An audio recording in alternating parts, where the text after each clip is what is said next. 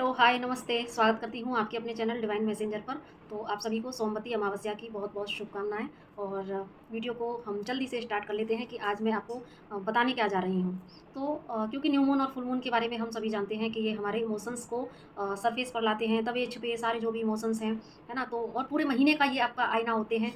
और इस दिन आप जितना जैसी एनर्जी में होते हैं, है ना? तो वही आप सारे महीने उस एनर्जी को ही आप कैरी फॉरवर्ड करते हैं। तो यहाँ पर जो अमावस्या होती है स्पेशली, वो जो है आपके जो भी हिडन जो ऐसे सप्रेस इमोशंस होते हैं, जो अच्छे नहीं हैं, जो आपके किसी काम के नहीं हैं, और वो लेकिन सरफेस पर आते हैं, क्योंकि ताकि आप उनको समझ पाएँ और उनको हील कर पाएँ।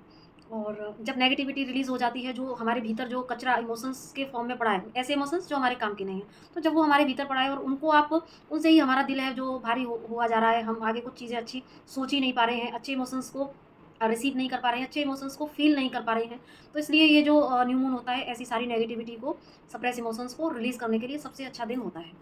तो अब और दूसरा जो अमावस्या है, उसको हम जो है रिलेट करते हैं हमारे एंसेस्टर्स के लिए। ये एक मैंने छोटा-सा यहाँ पर ब्रीफ दे दिया है, ताकि हम समझ पाएँ कि हमें इस अमावस्या वाले दिन करना क्या है ना? तो एक एक तो ये परसेप्शन हो गया, और दूसरा परसेप्शन हो गया हमारे एंसेस्टर्स के रिगार्डिंग, क्योंकि जो हमारी अमावस्या को कोरिलेट किया जाता है हमारे एंसेस्टर से। तो ये एंसेस्टर्स की मुक्ति के लिए, एंसेस्टर्स की ब्लेसिंग पाने के लिए ये एक बहुत ही ज़्यादा प्रोमिनेंट डे होता है। इस दिन हम अपने पितरों की मुक्ति के लिए भी कुछ ऐसे रिचुअल्स कर सकते हैं कि जहाँ पर हम अपने जीवन में अपने पितरों की ब्लेसिंग्स को क्लेम कर सकें, पा सकें।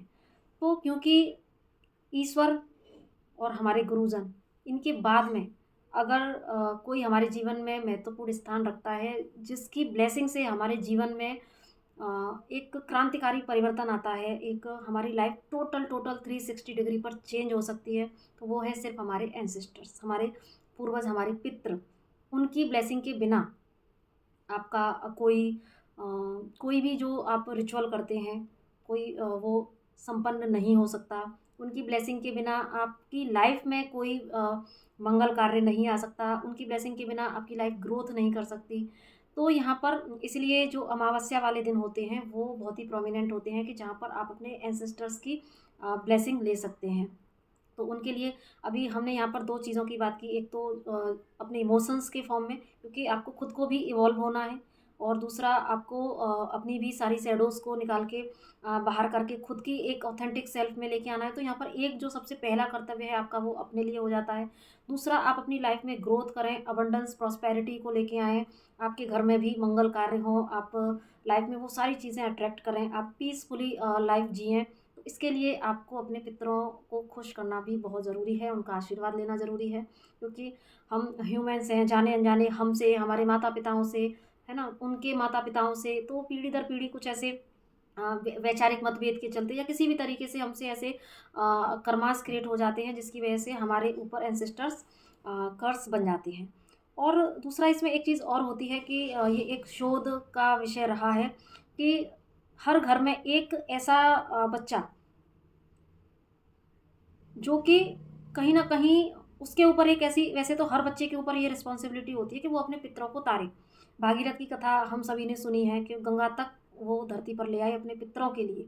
तो लेकिन फिर भी खासकर एक परिवार में एक बच्चा ऐसा ज़रूर होता है कि उसके ऊपर ज़्यादा एंसेस्टर्स कर्मा होते हैं। क्यों? क्योंकि उसके ऊपर एक रिस्पॉन्सिबिलिटी होती है। वो एक कह सकते हैं कि एक ऐसा हायर रेलम का बच्चा होता है कि जहाँ पर पितरों को भी उनसे एक एक्सपेक्टेशन होती है कि ये जो है बच्चा, वो हमें मुक्त करा सकता है। तो यहाँ पर एक ये भी सिनेरियो होता है। तो और दूसरा, जो भी हमारे पितर हैं, वो ना सिर्फ़ एक बच्चे से, वो सबसे ही ये चाहते हैं कि हमें हमारा उचित सम्मान मिले, हमारा उचित स्थान मिले। तो वो हमारे ऊपर अपनी छत्र छाया बना के रखते हैं, अपना आशीर्वाद बना के रखते हैं। तो अब आज के दिन या जो भी अमावस्या आती हैं, तो हम उन सभी अमावस्या पर क्या कर सकते हैं कि सबसे पहले हम अपनी शैडो साइड को हील करने के लिए अपने सारे नेगेटिव इमोशंस को रिलीज़ करें, और ये तो हमें करना ही है। और साथ में हमें अपने एंसेस्टर्स के लिए भी कुछ चीज़ें ज़रूर से करनी चाहिए। तो अपने एंसेस्टर्स की ब्लेसिंग्स पाने के लिए सबसे अच्छा जो तरीका है, वो है आप उनके नाम से कुछ डोनेशन ज़रूर करें, कुछ दान पुण्य ज़रूर से करें। इसके लिए आप मंदिर में भी दान कर सकते हैं। कुछ नीडी जो लोग हैं, जिन्हें सच में ज़रूरत है, तो आप उनको खाने की वस्तुएं दे सकते हैं, खाना प्रोवाइड करा सकते हैं। तो इस तरीके से आप अपने पितरों के नाम से दान कर सकते हैं। कुछ वाइट चीज़ों का आप दान कर सकते हैं, कुछ कॉइन्स का आप दान कर सकते हैं और साथ में मतलब दान किसी भी तरीके से अन्न, वस्त्र जो भी ज़रूरत की योग्य चीज़ें हैं, आप उनका दान कर सकते हैं। और साथ में दक्षिण दिशा में अपने पितरों के लिए आप घी का या सरसों के तेल का दिया भी जला सकते हैं। ईश्वर से उनके लिए प्रार्थना कर सकते हैं कि ईश्वर मेरे सभी पितरों को मुक्ति दें, उन्हें पीस में लेके आएँ, ताकि जब वो पीस में रहेंगे तो उनके आशीर्वाद हम पर भी बना रहेगा और हमारे घर में भी जो है बरकत रहेगी। क्योंकि आप देख सकते हैं कि हम सभी जानते हैं कि हमारे जब तक हमारे घर में अगर पितृ हमसे खुश नहीं है, तो हमारे घर में बेवजह की कलह, कलेश और हमारा कोई काम ना बनना, हमारे फाइनेंस भी अच्छे नहीं होते हैं। घर में एक जनरेशन जो होती है ना, तो कहीं न कहीं विवाह में, शादी वगैरह में भी वो चीज़ें क्या बोलते हैं, रुकावट आती है, हमारी जनरेशन आगे नहीं बढ़ पाती। तो ये कुछ पितृदोष के जो है लक्षण हैं जो घरों में होते हैं।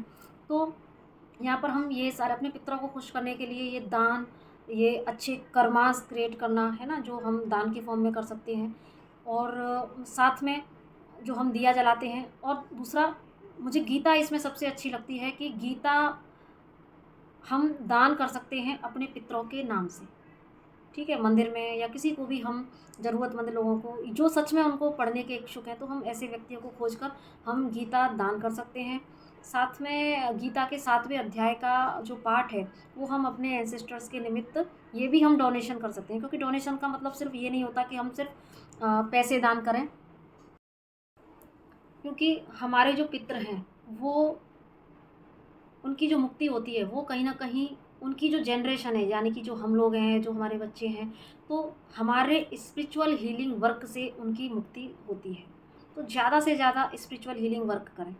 जो भी व्यक्ति अपने पितरों जो भी व्यक्ति खुद अपने आप में भी बहुत स्पिरिचुअल हीलिंग वर्क करता है, साथ में अपने पितरों के निमित्त भी वो स्पिरिचुअल हीलिंग वर्क करता है। यानी कि जो भी है, जप है, तप है, पूजा-पाठ, मंत्र, साधना, जो भी आपके पास टूल्स हैं, वो अगर आप मतलब ज़्यादा से ज़्यादा अगर आप ईश्वर की भक्ति करते हैं और उस भक्ति का कुछ अंश अपने पितरों के लिए आप दान करते हैं, तो यहाँ पर आपके पितरों की मुक्ति होती है, उनका आशीर्वाद आपको मिलता है।